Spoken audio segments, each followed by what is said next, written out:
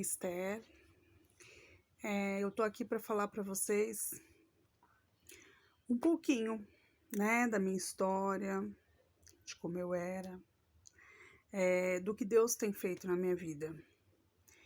São 4 anos de conversão, né, que eu realmente encontrei Jesus e resolvi aceitá-lo, né, como meu único e suficiente Salvador. E a minha vida mudou assim, tremendamente. Tenho muitos milagres. Posso dizer que já vivi muitas as maravilhas do Senhor. Mas eu vou iniciar, né? Esse é o meu primeiro testemunho, aonde tudo começou, né?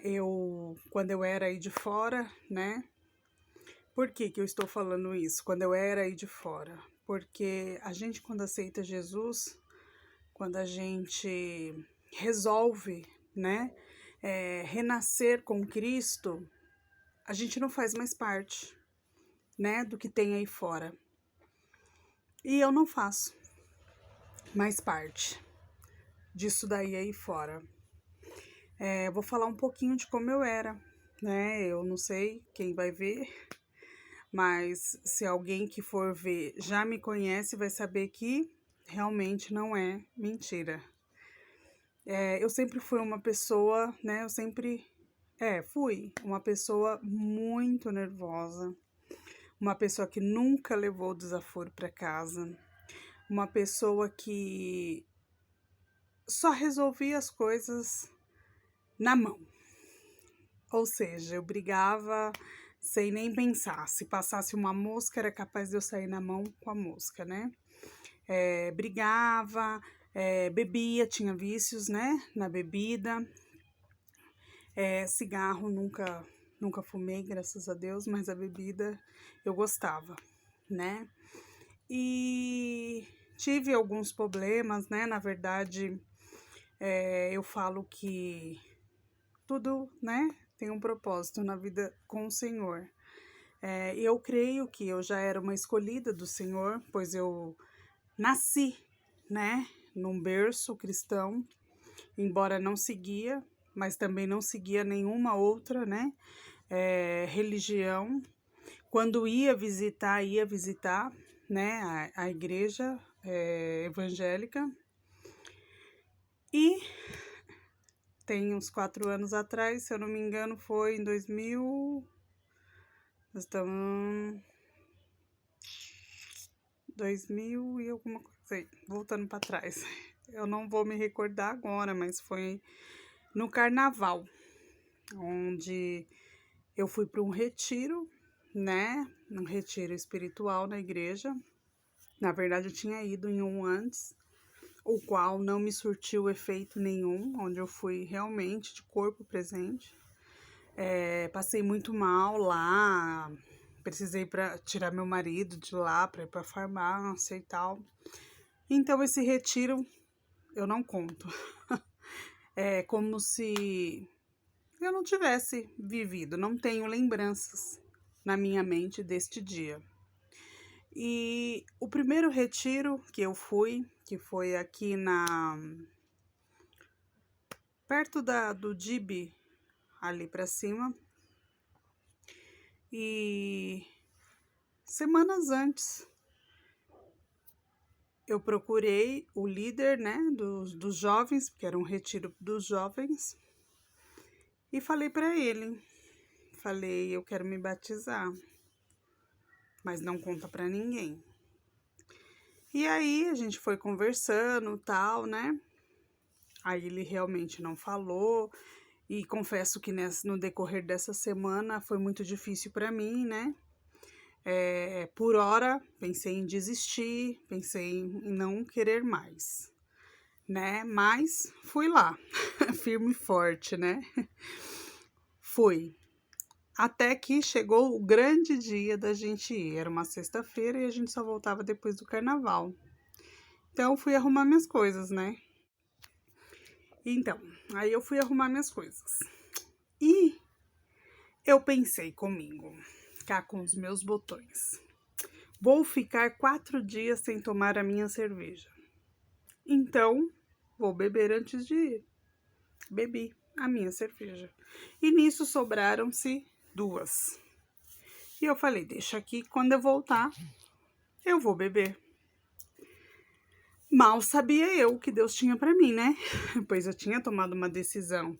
E não era uma decisão da minha cabeça, eu creio. Era uma decisão que Deus tinha para mim. E fomos pro retiro à noite. Chegando na chácara, eu tive a sensação de que eu já conhecia aquele lugar. E eu olhava assim cada detalhe, cada cantinho. E eu tinha a sensação de conhecer. E aí, conversas, risadas, né? Muitas orações e tal, uma bênção. Chegou o sábado, né? O dia seguinte, um frio. Pensa no frio. Tava um frio. E eu, para entrar numa piscina ou qualquer que seja, qualquer lugar, tem que estar tinindo, porque eu sou uma pessoa de sol, não de frio. E aí eu chamei o líder dos jovens e falei assim, tem como aquecer essa piscina aí? Aí ele falou, não, vou ver o que eu faço. Passou o dia, teve as programações do dia, e aí às 4 horas foi livre. A gente fez uma gincana, foi uma gincana. E aquilo começou a me dar uma agonia, um desespero de não ver a hora de ir. E aí, antes, ele virou para mim e falou assim, olha, vamos deixar então para amanhã. Tá muito frio mesmo, vamos deixar para amanhã. E eu falei para ele, tá bom. E fomos seguindo a gincana e tal, e aquilo me corroendo. Acabou a brincadeira, tudo, a gincana, né? E aí ele falou, agora é um momento livre, quem quiser tomar o seu banho pode tomar e tal. E aí eu chamei a esposa dele e falei para ela, falei, olha, eu acho que tem que ser agora. E ela olhou assim para mim e falou assim, mas vai ser. Aí eu falei, não, porque tá muito frio. E ele achou melhor que fosse no dia seguinte. E aí ela falou, não, se você tá falando que vai ser agora, vai ser agora. Foi, falou com ele, aí soou apito e tal, mandou todo mundo pra igreja. Que tinha um salão onde era... Começando então as mudanças, né?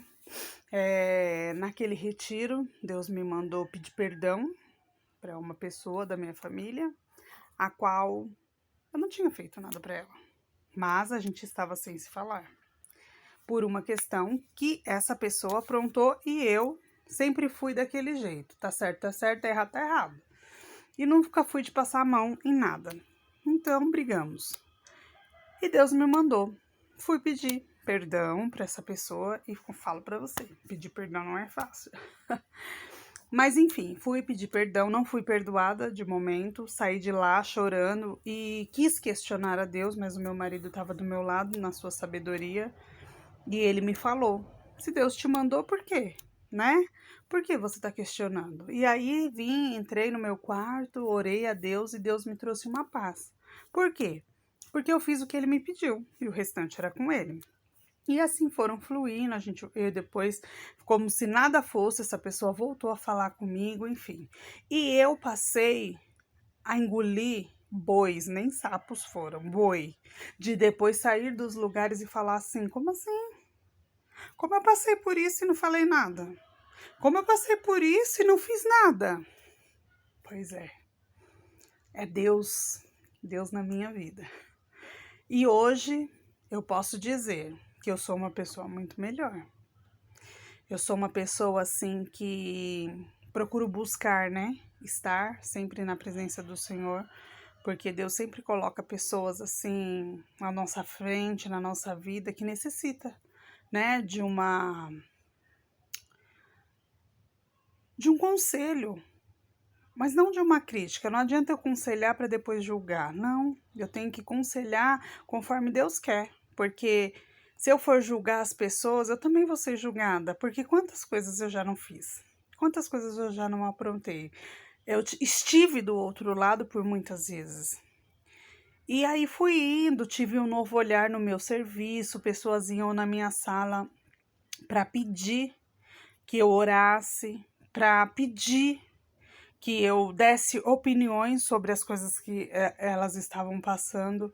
E eu passei a ver, porque até então eu sempre fui muito perseguida nos meus trabalhos. Perseguida no sentido de que tudo que eu fazia incomodava. E hoje já não mais. Hoje as pessoas me veem com respeito. Hoje as pessoas vêm, se falam um palavrão, já logo pede desculpe antes. Só retificando, foi em 2017, fevereiro de 2017, que eu renasci para Cristo.